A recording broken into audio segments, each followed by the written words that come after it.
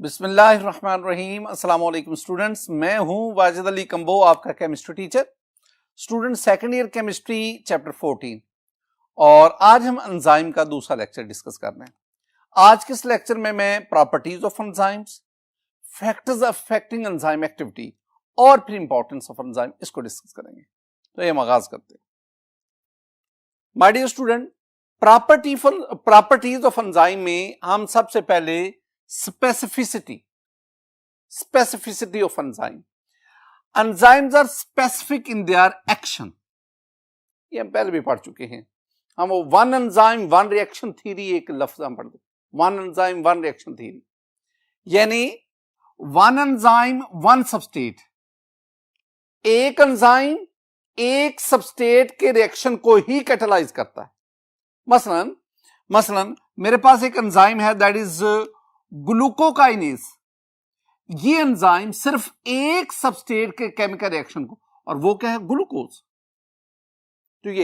तो ग्लूकोज उसकी कन्वर्जन के लिए जो एंजाइम यूज हुआ दैट इज ग्लूकोकाइनेज। अब ये जो ग्लूकोकाइनेज है ना, ये सिर्फ और सिर्फ ग्लूकोज के लिए, ये फ्रुक्टोज, माल्टोज, गैलेक्टोज, मेनोज उनके लिए नहीं है। लेकिन एक और भी बात ज़हन में बिठाएं कि स्पेसिफिसिटी का मतलब क्या है कि एक एंजाइम एक सबस्टेट के लिए या एक enzyme a group of closely related substrate. ये दो बातें हैं, एक एंजाइम एक सबस्टेट के लिए या एक enzyme a group of closely related substrate उनकी पे एक्ट करता है।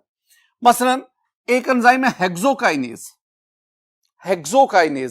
ये it will converts hexoses like that of glucose, fructose and mannose to their 6-phosphatase। ये वो एंजाइम है जो इनको इनके 6-phosphate में कन्वर्ट करता है। अब यहां पे ज़हन में बात क्या बिठानी, हेक्सोकाइनेज तमाम हेक्सोसेस को जिसमें ग्लूकोज, फ्रुक्टोज, मेनोज है, इनको कैटालाइज करता है। लेकिन ग्लूकोकाइनेज तमाम हेक्सोसेस के लिए नहीं है। ग्लूकोकाइनेज सिर्फ और सिर्फ किसके लिए, ग्लूकोज के लिए। तो हम क्या कहेंगे, क्या ये बिल्कुल इसी तरह है स्टूडेंट, जैसे पे आप लॉक एंड की, यानी ये जो लॉक है इसके लिए सिर्फ एक की है। ये अगर आप लॉक चेंज करेंगे डेफिनेटली उसके लिए की आपको चेंज करनी पड़ेगी। तो बिल्कुल इसी तरह ये जो एंजाइम है ना, एंजाइम के ऊपर होती है एक्टिव साइट। वो एक्टिव साइट कुदरत ने वो डिजाइन ही की होती है, किसी पर्टिकुलर सबस्टेट के लिए की होती है। अगर आप उस एक्टिव साइट के गैर मुताबिक, अगर आप एन मुताबिक सबस्टेट लेंगे तो फिर तो एंजाइम कैटालाइज करेगा उस सबस्टेट को। लेकिन अगर आप कोई और सबस्टेट यूज करेंगे तो फिर वो एक्टिव साइट उस सबस्टेट के लिए सूटेबल नहीं होगी। तो हम क्या कहेंगे, हम कहेंगे एक एंजाइम यानी one enzyme is for one substrate और a group of closely related substrate. Student, we have another protein in nature. ये हमने उस दिन भी बात की थी लास्ट लेक्चर में भी कि enzymes are mostly protein in nature. लेकिन कुछ ऐसे भी एंजाइम्स हैं, जैसे मैंने वो आरएनए जो उसके मॉलिक्यूल का जिक्र किया था, तो वो एंजाइम जो हैं वो a few exception, लेकिन mostly enzymes are protein in nature. तो student, enzymes a few exception are protein in nature produced by living cells. Enzymes are produced by living cells and they act in vivo and vitro. क्या मतलब vivo and vitro? Vivo within the living organisms, vitro within the test tube, यानी outside the body of the living, लेकिन under controlled environment, that is vitro, or within the living organism, within the cell, within the body of living organism, that is vivo। तो दोनों जगहों पे ये act करते हैं। साफ ज़ाहिर है लिविंग ऑर्गेनिज्म की बॉडी में हजारों रिएक्शन हो रहे हैं और उन तमाम रिएक्शन में ये प्रोटीन एंजाइम ये बतौर कैटलिस्ट इस्तेमाल हो रहे हैं। और इस तरह अगर आप लैब की बात करें, अगर आप रिसर्च की बात करें, वहां पे outside the body of the living organism वहां पे एंजाइम जो है, जैसे हम ये बात करते हैं फर्मेंटेशन, जैसे और भी लैब के अंदर जो हम मुख्तलिफ प्रोसेस कर रहे होते हैं एक्सपेरिमेंट के तौर पर, रिसर्च के तौर पर, तो उसमें हम इन विट्रो एंजाइम का इस्तेमाल कर रहे हैं। Student, we have another direction of enzyme reaction. Enzyme जिस रिएक्शन को कैटालाइज कर रहे हैं, क्या वो रिवर्सिबल हैं या इरिवर्सिबल हैं? देखिए, एंजाइम वो रिएक्शन जिनको एंजाइम कैटालाइज करते, they are reversible reaction. That is, same enzyme can catalyse reaction in both direction. Forward direction में भी वही एंजाइम कैटालिस्ट है, रिवर्स डायरेक्शन में भी वही, यानी मोस्टली एंजाइमेटिक रिएक्शन जो है दे आर रिवर्सिबल। स्टूडेंट, ये कुछ पॉइंट्स थे 3। एक और पॉइंट हम पढ़ते हैं जो प्रॉपर्टीज ऑफ एंजाइम में आता है। माय डियर स्टूडेंट, हमारे पास 4th वन है आइसो एंजाइम। आइसो एंजाइम, ये आइसोमर का लफ्ज नहीं हमने पढ़ा, आइसोमर्स, तो which have the same molecular formula but different structural formula, isomer, उसी से मिलता जुलता आइसो एंजाइम है। देखें क्या डेफिनेशन है, these are the enzymes, isoenzyme के बारे में, these are the enzymes from the same organism which catalyse the same reaction. एक ही ऑर्गेनिज्म से एक ही रिएक्शन को कैटालाइज कर रहे हैं, but they are chemically and physically distinct from each other. लेकिन हम उनको केमिकली फिजिकली एक दूसरे से शनाख्त कर सकते हैं। ऐसे एंजाइम्स को हम कहते हैं these are called isoenzyme. अब ना ये एग्जामिनेशन पॉइंट ऑफ व्यू से मैं बात करूं ना स्टूडेंट्स, तो दिस वन इज इंपॉर्टेंट। ये एग्जाम में ना अक्सर आपसे जो है ना शॉर्ट आंसर क्वेश्चन है, डिफाइन आइसो एंजाइम, डिफाइन, या ये पूरी स्टेटमेंट दे देते हैं और एंड पे कहते हैं आर कॉल्ड, यानी एमसीक्यू के तौर पर भी आपसे पूछा जा सकता है। तो आइसो एंजाइम, ये बात दफा स्टूडेंट एपो एंजाइम, को एंजाइम, आइसो एंजाइम, वो एक जैसे ना मिलते जुलते अल्फाज, इनके चक्कर में वो गलत समझ। तो आइसो एंजाइम ऐसे एंजाइम जो सेम ऑर्गेनिज्म से लिए गए, सेम केमिकल रिएक्शन को कैटालाइज करें, लेकिन आप उनको केमिकली और फिजिकली डिस्टिंक्ट कर सकें, they are called the isoenzyme. My dear student, हम आगे बढ़ते हैं। Factor affecting enzyme activity, this is also very important long question, very important long question. ये जो एंजाइम वाला टॉपिक है ना, इसमें 2 लॉन्ग क्वेश्चन बहुत इंपॉर्टेंट है। एक वो क्लासिफिकेशन ऑफ एंजाइम जो लास्ट लेक्चर में हमने डिस्कस किया, और एक ये फैक्टर्स अफेक्टिंग एंजाइम एक्टिविटी। तो आपने ना लॉन्ग क्वेश्चन के तौर पर एग्जामिनेशन पॉइंट ऑफ व्यू से बात कर रहा हूं, आपने ये फैक्टर अफेक्टिंग एंजाइम एक्टिविटी इसको अच्छी तरह याद करना है। स्टूडेंट, हमारी टेक्स्ट बुक में 5 फैक्टर्स दिए गए हैं जो एंजाइम एक्टिविटी इसको अफेक्ट करते हैं। पहला आपके पास है सबस्ट्रेट एंड एंजाइम कंसंट्रेशन। पहले तो 2-3 बातें समझे ना, फिर मैं इसको एक और अंदाज में एक्सप्लेन करता हूं। पहली बात क्या है, rate of enzyme activity, enzymatic reaction, rate of enzymatic reaction is directly proportional to concentration of substrate. पहली ये बात, इसको हम डिस्कस करते हैं कि एंजाइमेटिक रिएक्शन का रेट कंसंट्रेशन ऑफ सबस्ट्रेट के डायरेक्टली प्रोपोर्शनल का मतलब क्या हुआ कि आप कंसंट्रेशन ऑफ सबस्ट्रेट बढ़ाते जाएंगे, रेट ऑफ रिएक्शन बढ़ता जाएगा, लेकिन ये तो आप जानते हैं ना कि जितनी कंसंट्रेशन ऑफ सबस्ट्रेट ज्यादा होगी उतनी इफेक्टिव कोलिजन ज्यादा होगी, और जितनी इफेक्टिव कोलिजन ज्यादा होगी उतनी फ्रूटफुल कोलिजन आपके पास ज्यादा आती जाएंगी, और यू रेट ऑफ रिएक्शन बढ़ता जाता है। लेकिन याद रखना एक दफा, rate of reaction concentration of substrate पे डिपेंड जरूर करता है, लेकिन एक खास हद तक मेरी बात को गौर से सुनना है। अगर आप एंजाइम की कंसंट्रेशन को कांस्टेंट रखते हैं, सबस्ट्रेट कंसंट्रेशन बढ़ाते जाएं, रेट ऑफ रिएक्शन बढ़ते जाएगा। लेकिन एक खास हद तक कंसंट्रेशन बढ़ाने के बाद अब आप जितनी मर्जी कंसंट्रेशन ऑफ रिएक्टेंट सबस्ट्रेट बढ़ाते जाएं, अब रेट ऑफ रिएक्शन पर फर्क नहीं पड़ेगा। मेरे पास ये ग्राफ है, जरा गौर से देखें। ये ग्राफ कब लिया? When we keep the concentration of enzyme constant, जब आप एंजाइम की कंसंट्रेशन को कांस्टेंट लेते। अब इस एंजाइम में आप देख लें, कंसंट्रेशन ऑफ सबस्ट्रेट बढ़ती जा रही है, रेट ऑफ रिएक्शन भी बढ़ता जा रहा है। लेकिन यहां तक, अगर इसके बाद आप कंसंट्रेशन ऑफ सबस्ट्रेट बढ़ाएंगे, अब रेट ऑफ रिएक्शन नहीं बढ़ रहा। ये जो हॉरिजॉन्टल लाइन आ गई ना आपके पास, ये हॉरिजॉन्टल लाइन हमें क्या बता रही है कि कंसंट्रेशन ऑफ सबस्ट्रेट बढ़ रही है, लेकिन रेट ऑफ रिएक्शन नहीं बढ़ता। क्यों? स्टूडेंट, पहले तो ये बात है ना कि ये जो एंजाइम है, एंजाइम के ऊपर एक्टिव साइट है, वो एक्टिव साइट पे जाके सबस्ट्रेट जो आपके पास एंजाइम सबस्ट्रेट जो है कॉम्प्लेक्स बनता है और फिर वो प्रोडक्ट में कन्वर्ट हो जाता है। यानी ये आपके पास एंजाइम है, ये आपके पास सबस्ट्रेट है, ये आपके पास एंजाइम सबस्ट्रेट कॉम्प्लेक्स बना और फिर इसका मतलब है एंजाइम की जो एक्टिव साइट है ये बिजी रहती है, ये बिजी रहती है। अब एंजाइम में कैटलिस्ट है और एंजाइम की कंसंट्रेशन बहुत कम है।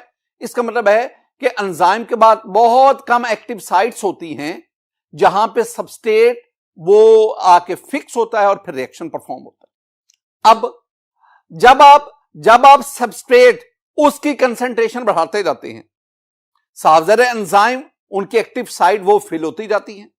एक वक्त आता है कि तमाम एंजाइम की एक्टिव साइट सबस्ट्रेट मॉलिक्यूल उससे फिल हो गई। This one is called saturation of active sites. अब जब केमिकल रिएक्शन में सैचुरेशन ऑफ एक्टिव साइट आ गई, अब मजीद कंसंट्रेशन ऑफ सबस्ट्रेट बढ़ाने से जितना मर्जी अब सबस्ट्रेट ले लें, अब एंजाइम की एक्टिव साइट अवेलेबल ही नहीं कि वो सबस्ट्रेट वहां पे फिक्स हो सके और रिएक्शन कैरी हो। तो इसका मतलब क्या हुआ? इसका मतलब हुआ एक खास हद तक कंसंट्रेशन ऑफ सबस्ट्रेट बढ़ने के बाद अब अगर आप मजीद कंसंट्रेशन ऑफ सबस्ट्रेट बढ़ाएंगे तो फिर एंजाइमेटिक रिएक्शन के रेट पर कोई फर्क नहीं पड़ेगा, और यही चीज इस ग्राफ से भी जाहिर है।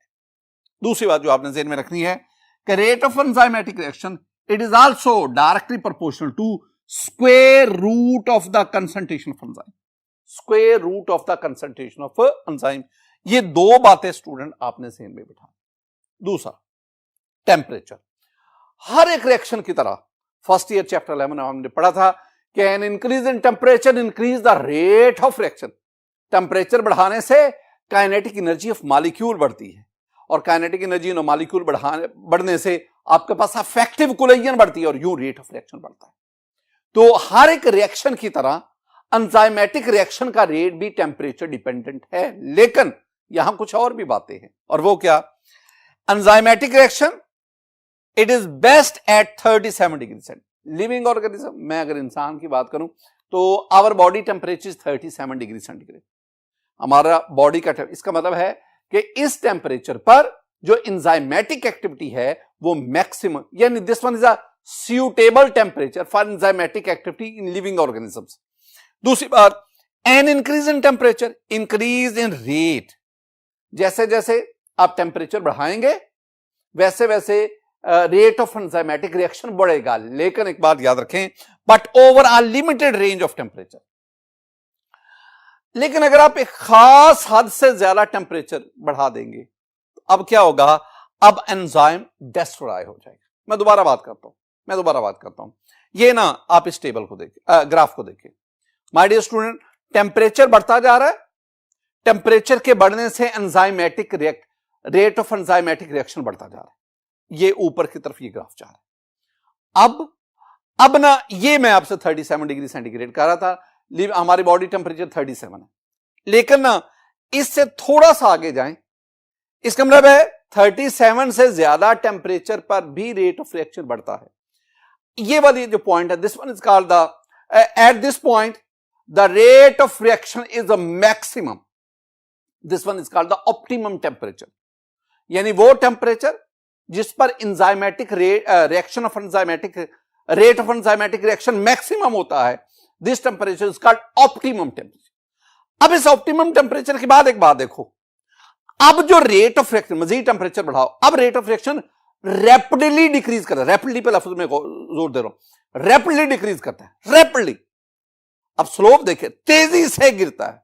वजह, माय डियर स्टूडेंट, अब एक गौर से बात सुनो, टेम्परेचर बढ़ता है, काइनेटिक एनर्जी ऑफ मॉलिक्यूल बढ़ती है, अफेक्टिव कोलिजन बढ़ती है, डेफिनेटली रेट ऑफ रिएक्शन भी बढ़ेगा।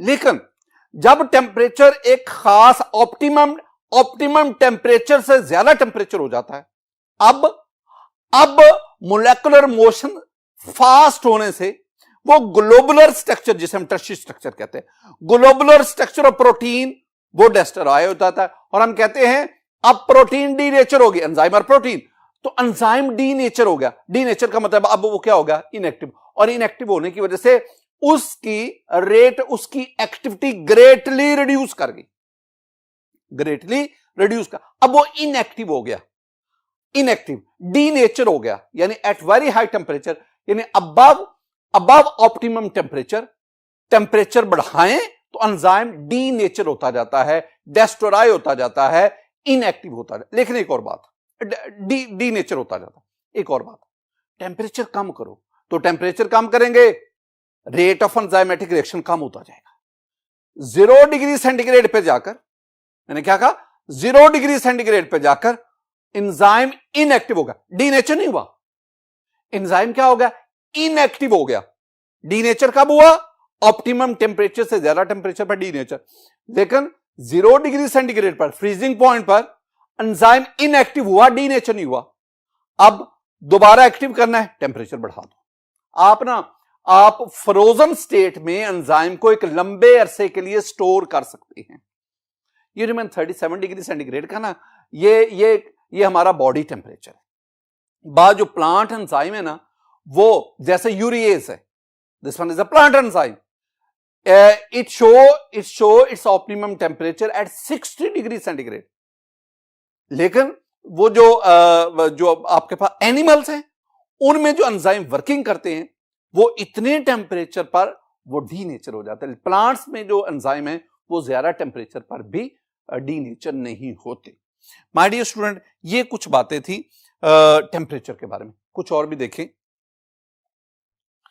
मैंने आपसे क्या कहा, मैंने कहा कि at low temperature activity of enzyme reduces.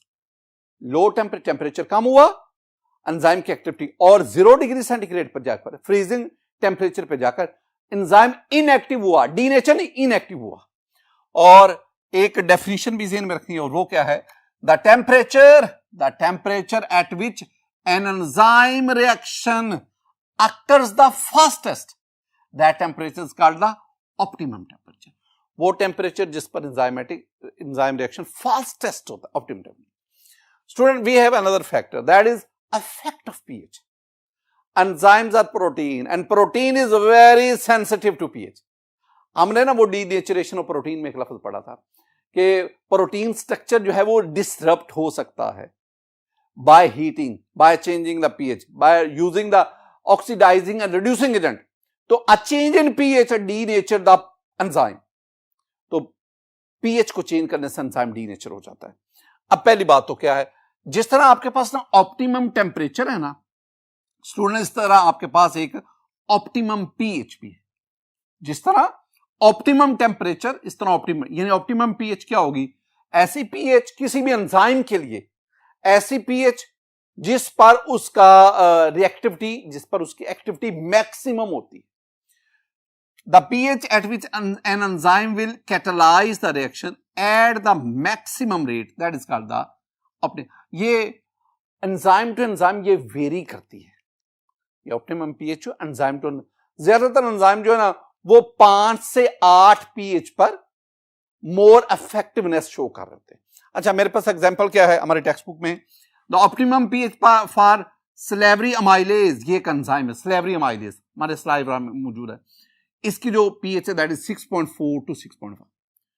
मेरे पास कुछ और भी एंजाइम है, एक नाम, this one is pepsin. Pepsin enzyme, ये स्टमक जो है ना, स्टमक में ये डिफरेंट रिएक्शन को कैटलाइज करता है। पेप्सिन, ये पेप्सिन जो है ना, ये एसिडिक pH यानी pH 2 पे ये मोर इफेक्टिवनेस शो करता है। लेकिन अगर आप ट्रिप्सिन की बात करें, that is present in small intestine. अब ये जो ट्रिप्सिन है ये अल्कलाइन pH पे मोर इफेक्टिवनेस शो करता है। तो इन दोनों में ये देखना, यानी पेप्सिन एसिडिक pH और trypsin basic pH, alkaline pH, उस पर ज्यादा इफेक्टिवनेस शो करता है। तो हर एक एंजाइम जो है उसके लिए उसकी एक डेफिनेट pH होती है जिस पर, और उस pH में वेरिएशन से, कम ज्यादा करने से वो जो एंजाइम है वो डीनेचर हो जाता है, और डीनेचर होने पर वो अपनी रिएक्टिविटी, अपनी एक्टिविटी लूज कर देता है। My dear student, other substances which help the enzyme to perform its catalytic activity, उसमें आपके पास कोएंजाइम्स आते हैं, आपके पास एक्टिवेटर हैं, आपके पास इनहिबिटर हैं। अब ना कोएंजाइम के बारे में मैंने स्टूडेंट आपके साथ ये टेबल शेयर किया था, इसमें ये एंजाइम्स हैं और ये वो कोएंजाइम्स हैं या कोफैक्टर हैं जो इनकी कैटालिटिक एक्टिविटी उसको इनहेंस करते हैं। मैंने आपसे कहा था कि आपके पास ये क्रोम ऑक्सीडेज है और इसके लिए आपके पास ये कोएंजाइम कोफैक्टर वो फेरसाइन है, ये आपके पास कार्बोनिक एनहाइड्रेज है और इसमें Zn2+ है।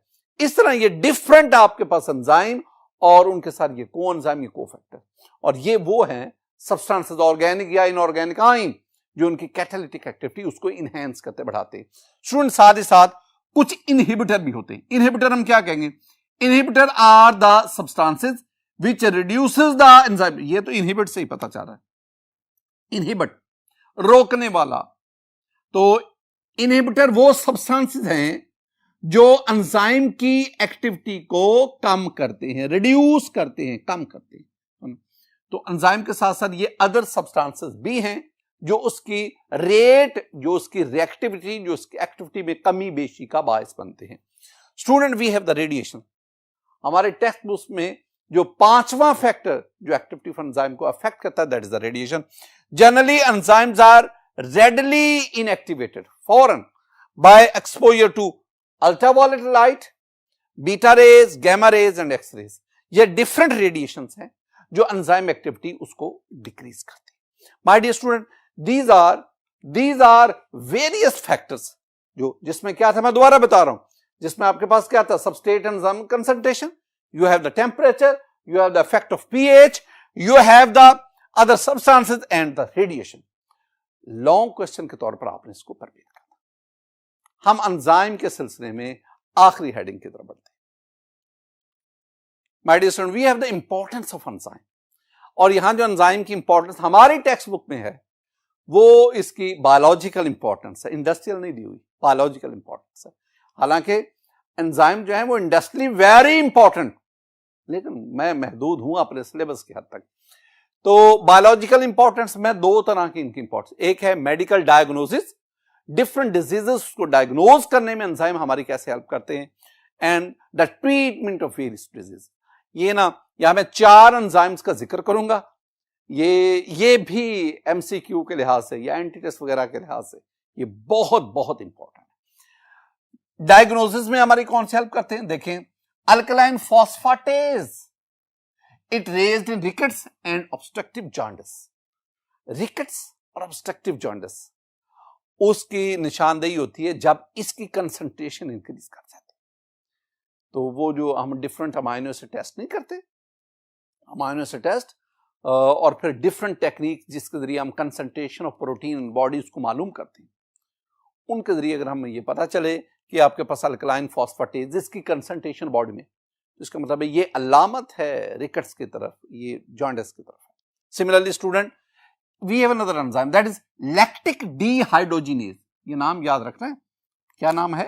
Lactic dehydrogenase, LDH1, lactic dehydrogenase. अब its concentration raised in heart disease.